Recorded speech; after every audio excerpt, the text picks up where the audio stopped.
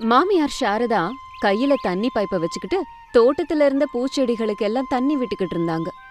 ஏழை பொண்ணு அனாமிகா பூஜை சாமான்களை எல்லாம் எடுத்துக்கிட்டு இன்னொரு கையில லஞ்ச் பாக்ஸையும் எடுத்துக்கிட்டு மாமியார் கிட்ட வந்தா.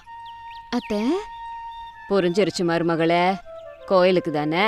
குழந்தைங்க ஸ்கூலுக்கு போயிட்டாங்க, மத்த 2 பேரும் நிலத்துக்கு போயிட்டாங்க. அவங்களுக்கு போடாத சோற நீ எடுத்துட்டு போற அப்படின்னு சாரதா சொன்னதும் அனாமிகா கொஞ்சம் கோபமா முறைச்சா. பார்த்தது போது மருமகளே, கிளம்பு கிளம்பு. நீ எடுத்துட்டு போற பூக்காக அங்க அந்த கடவுளும் கோயில் ஐயரும் வெயிட் பண்ணிக்கிட்டு இருப்பாங்க. நீ எடுத்துட்டு போற சாப்பாடுக்கு உனக்கு பிடிச்ச சாமியாரும் வெயிட் பண்ணிட்டு இருக்காரு. உங்களை கையெடுத்து கும்பிடுறேன் அத்தை, இப்படி கடவுள் எல்லாம் கிண்டல் பண்ணாதீங்க அப்படின்னு அனாமிகா சொன்னதும் சாரதாவுக்கு கோவம் வந்துருச்சு. கையில இருந்த தண்ணி பைப்பை கீழே போட்டுட்டு வேகமா அனாமிகா கிட்ட வந்தாங்க. கடவுள் கடவுள்னு அடிச்சுக்கிறிய, தினமும் அந்த கோயிலுக்கு போய் பூஜை பண்றல்ல. நமக்குன்னு இருந்த கரும்பு தோட்டம் விளைச்சல கொடுக்காம நம்ம வாழ்க்கைய நாசம் பண்ணுதே. அப்ப எங்க போனாரு உன்னோட இஷ்டமான கடவுள்? எதுக்காக அத்தை இப்படி கத்துறீங்க? வந்து அவராலதான் நம்ம இப்ப இருக்கிற நிலைமையிலயாவது இருக்கும், அப்படியே நீங்க நினைக்க மாட்டீங்க? வாங்கிட்ட வாக்குவாதம் பண்ணா வாய் மட்டும்தான் வலிக்கும், அதை தவிர வேற என்ன கிடைக்கும்? அத்தை, இப்ப நான் கோயிலுக்கு போய்கிட்டு இருக்கேன், அந்த சாமியையும் நம்புறேன். அவரால கிடைச்ச சாப்பாட்டுல கொஞ்சத்தை எடுத்து மறுபடியும் அவரோட பக்தருக்கு பிரசாதமா கொடுக்கறேன். சுவாமி ரூபத்துல அவர் இருக்காருன்னு நம்பி தினமும் அவருக்கு நான் பிரசாதம் கொடுக்கறேன். பண்ணுமா பண்ணு, உன் நம்பிக்கை உன்னையும் உன் குடும்பத்தையும் காப்பாத்தணும்னு தான் நினைக்கிறேன். அதை நான் கெடுக்க விரும்பல. பூவு தேங்காய் எல்லாத்தையும் எடுத்துக்கிட்டியா? எடுத்துக்கிட்டேன். அதை எப்படி மறந்து போவேன்? ஆனா நீங்க ஏன் அத்தை தினமும் நான் கோயிலுக்கு போறதுக்கு முன்னாடி பூ எடுத்துக்கிட்டியா தேங்காய் எடுத்துக்கிட்டியான்னு கேட்டுட்டே இருக்கீங்க? ஆனா தினமும் எடுத்துக்கிட்டு போற இந்த லஞ்ச் பாக்ஸ பத்தி மட்டும் கேட்கவே மாட்டீங்க. அத நீ மறக்க மாட்டேன்னு தெரியுமே, அதனாலதான் கேட்கல. லஞ்ச் பாக்ஸ் எடுத்துட்டு போற கலவரத்துல நீ பூவு தேங்காவெல்லாம் மறந்துட்டு போயிடுவ, அதனாலதான் கேக்குறேன். நான் எதையுமே மறக்க மாட்டேன் அத்தை, ஏன்னா அந்த 2மே எனக்கு ரொம்ப முக்கியம். பூஜை பண்ணதுக்கு அப்புறம் தான் சுவாமி கிட்ட போய் சாப்பாடு போடுவேன். நான் ஒன்னும் இப்ப அந்த லஞ்ச் பாக்ஸ பத்தி கேட்கலையே. கேட்காம தான் என்கிட்ட இவ்ளோ நேரம் வாக்குவாதம் பண்ணீங்களா? சரி, அதை விடு. உன் நம்பிக்கையிலையாவது அந்த கடவுள் கண்ணை திறந்து நம்ம நிலைமைய மாத்துறாரான்னு பாப்போம். அப்பதான் நம்மளும் வாழ முடியும், 4 பேரை வாழவும் வைக்க முடியும். சரிங்க அத்தை, நான் இப்ப கோயிலுக்கு போயிட்டு வரேன். ஜாக்கிரதையா போயிட்டு வாமா, கோயில் தூரமாச்சே. பரவாயில்ல அத்தை அப்படின்னு சொல்லி அனாமிகா கோயிலுக்கு கிளம்பி போனா. கண்ணு கெட்டின தூரத்துல கரும்பெல்லாம் நாசமாய் காஞ்சி போனதை பார்த்து பிரசாதும் ரமேஷும் கவலையில கண்ணீர் விட்டுக்கிட்டு இருந்தாங்க. அவங்க தோட்டத்துக்கு பக்கத்துல இன்னொரு கரும்பு தோட்டம் பச்சை பசேல்னு இருந்துச்சு. தோட்டத்து ஓனர் திவாகர் சந்தோஷமா அங்க வந்தாரு. நான் அடிச்சாலும் கண்ணுக்கு தெரிஞ்ச பூச்சி மருந்தெல்லாம் நல்லா தான் வேலை செய்யுது. என்னை விட நல்லா கரும்பு விளைச்சல காமிச்சு நிறைய பணம் சம்பாதிக்கணும்னு நினைச்சுங்கல்ல நீங்க. இப்ப நீங்க எப்படி சம்பாதிக்கிறீங்க நானும் பாக்குறேன் அப்படின்னு மனசுக்குள்ள நினைச்சிட்டு வெளியில மட்டும் கவலைப்படுற மாதிரி நடிச்சு அவங்க 2 பேர்கிட்ட, ஐயோ ரமேஷ், உன் கரும்பு தோட்டத்துக்கு என்னாச்சுப்பா? இப்படி காஞ்சி கிடக்குதே, என்ன ஆகுதுன்னு எனக்கும் புரியலங்க. இந்த நிலத்துல எந்த பண்டத்தை போட்டாலும் நாசமாகுது, என்ன விதமான மருந்து போட்டாலும் விளைச்சல் கைக்கே வரமாட்டேங்குது. இந்த தடவை கூட விளைச்சல் கைக்கு வராது போல இருக்கு. பிரசாத் சித்தப்பா, கரும்பு விளைவிக்கிறதுல உங்களுக்கு நல்ல அனுபவம் இருக்கு, நீங்களுமா இப்படி கோட்டை விட்டுட்டீங்க? இப்படி பழந்தின்னு கொட்டை போட்ட நீங்களே கொட்டை முழிச்சுக்கிட்டு இருந்தா எங்களை மாதிரி வாலிபர்கள் என்ன பண்றது? எங்க தலையெழுத்து கொஞ்ச நாள்ல நல்லாவே இல்லடாப்பா. என்ன பண்றது ஏது பண்றதுன்னு ஒன்னும் புரியல. டவுன்ல இருக்கிற அந்த மருந்து கடைக்கு போய் விளைச்செல்லாம் இப்படி நாசமாகுதுன்னு சொல்லி தகுந்த மருந்தை வாங்கிட்டு வந்து போட்டா என்னவா? இப்படி காஞ்சி கிடக்கிற உங்க கரும்பை பார்த்தா என் கண்ணுல ரத்தமே வருது. இப்படி திவாகர் வெளியில அவங்களோட பரிதாப நிலைக்கு வருத்தப்படுற மாதிரி நடிச்சாலும் மனசுக்குள்ள ரொம்ப சந்தோஷப்பட்டுக்கிட்டு இருந்தான். உட்காந்து யோசிச்சா நல்லாவே புரியும். உங்க பக்கத்து நிலத்தை வாங்கினதுல இருந்தே உங்களோட நிலத்துல இப்படிலாம் நடக்கும்னு எனக்கு தெரியும். ஆனா நீங்களும் உட்காந்து யோசிக்க மாட்டீங்க. ஒரு குழந்தை யோசிச்சா கூட அதுக்கு புரியும் இதெல்லாம் என்னாலதான் ஆகுதுன்னு அப்படின்னு நினைச்சிட்டு அங்க இருந்து திவாகர் போயிட்டான். அனாமிகா கோவிலுக்கு வந்தா. பூவு தேங்காய் எல்லாத்தையும் ஐயர்கிட்ட கொடுத்து அந்த கடவுளுக்கு அபிஷேகம் பண்ண சொல்லி சொன்னா. ஐயரும் பண்ணாரு. அனாமிகா கையெடுத்து கும்பிட்டா. ஹாரதியை எடுத்துக்கிட்டு ஐயர் அனாமிகா கிட்ட வந்தாரு. ஹாரதியை எடுத்ததுக்கு அப்புறமா, எங்களை காப்பாத்து கடவுளே, கஷ்டத்துல இருக்க எங்களை எப்படியாவது மீட்டு எடுப்பா அப்படின்னு அந்த கடவுளை பார்த்து வேண்டிக்கிட்டா. உனக்கு நல்லதே நடக்கும் கண்ணா, ஒன்னும் பயப்படாதே அப்படின்னு சொல்லி ஒரு தேங்காய் மூடிய கொடுத்தாரு. அனாமிகா தேங்காவை வாங்கிக்கிட்டு கோயில்ல இருந்து அந்த கோவில் வளாகத்துல மரத்தடியில உட்கார்ந்திருந்த ஒரு மகரிஷி கிட்ட வந்தா. அவரை பார்த்து கையெடுத்தும் கும்பிட்டா. வந்தாயா அம்மா?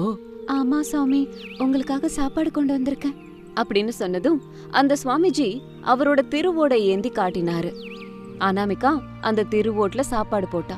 அந்த சுவாமிஜி சந்தோஷப்பட்டு, என்னம்மா மனம் வருந்துவது போல் தெரிகிறது? இல்ல சுவாமி, நான் ஒன்னும் மனசு வருத்தப்படல. உங்களுக்கு சந்தோஷமா தான் சாப்பாடு கொண்டு வந்திருக்கேன். சந்தோஷமா தான் சாப்பாடும் போடுறேன். இதுல எனக்கு என்ன சுவாமி வருத்தம் இருக்கும்? நீ வருத்தப்படுவது எனக்கு கொண்டு வந்த சாப்பாட்டை எண்ணி அல்லம்மா, அது எனக்கே தெரியும். உனது மனதில் ஏதோ ஒரு கலக்கம், ஏதோ ஒரு வேதனை, வெளியில் காட்டாத கண்ணீர் உள்ளது. அதை என்னிடம் கூறம்மா. அதெல்லாம் விடுங்க சுவாமி, சாப்பாடு கொண்டு வந்தல்ல, நிம்மதியா அதை சாப்பிடுங்க. உன் கண்ணீரின் கதையை கூறினால்தான் இன்று நான் உனது சாப்பாட்டை அருந்துவேன். சுவாமி, உங்களுக்கு தெரியாதது இல்ல, எங்க வயல்ல எந்த பண்டத்தை போட்டாலும் அது விளைய மாட்டேங்குது. பணமும் கைக்கு வர மாட்டேங்குது. கடன் தான் மிஞ்சிச்சு. கண்ணீர் கடலா ஓடுது சுவாமி. இப்படி அனாமிகா கண்ணீர் விட ஆரம்பிச்சா. அந்த கண்ணீரை பார்த்த அந்த சுவாமிஜி கண்ணை மூடினாரு. அவருக்கு எல்லாமே தெரிஞ்சது. பூச்சி மருந்துல பண்டத்தை நாசம் பண்ற மருந்த திவாகர் அவங்க வயல்ல அடிச்சிட்டு இருந்தது தெரிஞ்சது. உடனே சுவாமி கண்ணை திறந்தாரு. கவலை கொள்ளாதே அம்மா, உனக்கு நல்ல நாள் நெருங்கி கொண்டிருக்கிறது. ஒருவரின் சுயநலம்தான் உங்களை இப்படி வாட்டிக் கொண்டிருக்கிறது. அவரின் சுயநலம் உங்களை கண்ணீர் கடலில் கடத்தியது மட்டுமல்ல, சந்தோஷத்தையும் அழிக்கும். ஐயா, அந்த சுயநலவாதி யாருன்னு சொல்லுங்க. யார் இந்த வேலைய பண்றான்னு தயவு செஞ்சு காமிங்க சுவாமி. உலகத்தில் அனைவரும் சமமானவர்கள்தான். இன்று தன்னுடைய கை ஓங்கி இருக்கிறதென்று கர்வப்படலாம். ஆனால் ஏதாவது ஒரு நாள் அது கீழ் இறங்கும். இன்று கண்ணீரில் இருப்பவர்களுக்கு நாளை கனவுகள் மெய்ப்படும். சிறிது காலம் பொறுத்திருங்கள். சரிங்க சுவாமி, இப்பவாவது தயவு செஞ்சு சாப்பிடுங்க. நான் கூறுவது போல் செய்யம்மா, உனது சூழ்நிலைகள் அனைத்தும் மாற வாய்ப்பிருக்கிறது அப்படின்னு சொல்லி கண்ணை மூடி சில மந்திரங்களை போட்டாரு அந்த சுவாமி. ஒரு கலசம் அந்த இடத்துல பிரத்யட்சையாச்சு. உடனே சுவாமிஜி கண்ணை திறந்து அந்த கலசத்தை அனாமிகா கிட்ட கொடுத்து வீட்டுக்கு கொண்டு போன்னு சொன்னாரு. இங்க பாரும்மா, நான் கூறுவதை கவனமாக கேள். இந்த கலசத்தில் தண்ணீர் இருக்கிறது. அந்த தண்ணீர் பவித்திரமான தண்ணீர். இதை இப்படியே கொண்டு போய் நிலத்தில் எல்லா மூலைகளிலும் தெளித்து விடம்மா. உனக்கு எல்லாம் நன்மையாகவே நடக்கும் அப்படின்னு சொல்லி அனாமிகாவை அங்கிருந்து அனுப்பினாரு. அனாமிகா வேற எதுவுமே பேசாம அந்த கலசத்தை எடுத்துக்கிட்டு அவளோட நிலத்துக்கு போனா. சுவாமிஜி ரொம்ப சந்தோஷமா அந்த சாப்பாடை சாப்பிட்டாரு.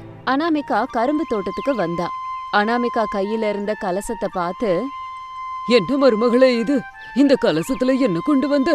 மாமா, இந்த கலசத்தை கோவில்ல நான் தினமும் சாப்பாடு கொடுக்கறேனே அந்த சுவாமி கொடுத்தாரு அப்படின்னு சொன்னதும் ரமேஷ் கிண்டலா, இது தலையில ஊத்திக்க சொன்னாரா, இல்ல இதால எல்லா கரும்பையும் உடைக்க சொன்னாரா அப்படின்னு சொன்னாரு.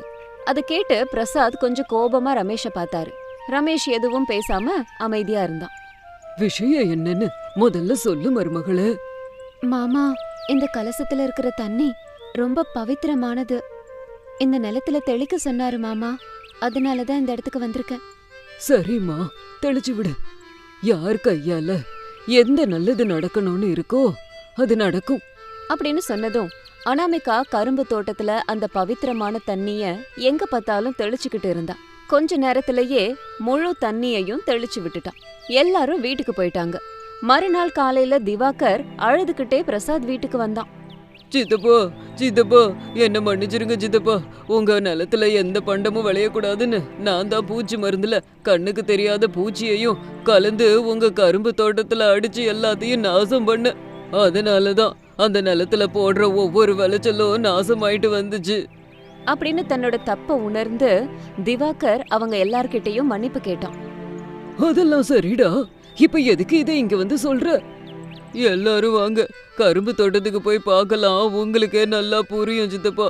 அப்படின்னு சொன்னதும் ரமேஷ், பிரசாத், அனாமிகா, சாரதா எல்லாரும் சேர்ந்து கரும்பு தோட்டத்துக்கு நடந்து போனாங்க. பிரசாதோட கரும்பெல்லாம் தங்கமா மின்னிக்கிட்டு இருந்துச்சு. திவாகரோட கரும்பு தோட்டம் எல்லாம் நாசமாயிடுச்சு. தங்க கரும்பு தோட்டத்தை பார்த்து எல்லாரும் சந்தோஷப்பட்டாங்க. இது என் ஏழை மருமக அனாமிகாவோட தங்க நிலம். இத ஜாக்கிரதையா பாத்துக்கணும். அவசியம் ஏற்பட்டா மட்டும் இத நம்ம தொட வேணும். நம்ம குடும்பத்தை இத வச்சே நடத்திரலாமே. ஆமா மாமா, இதெல்லாம் அந்த சாமியார் நமக்கு கொடுத்த வரம் அப்படின்னு சொன்னதும் எல்லாரும் ரொம்ப சந்தோஷப்பட்டாங்க. தங்க கரும்பை வித்துக்கிட்டு அவங்க சந்தோஷமா வாழ்ந்து வந்தாங்க.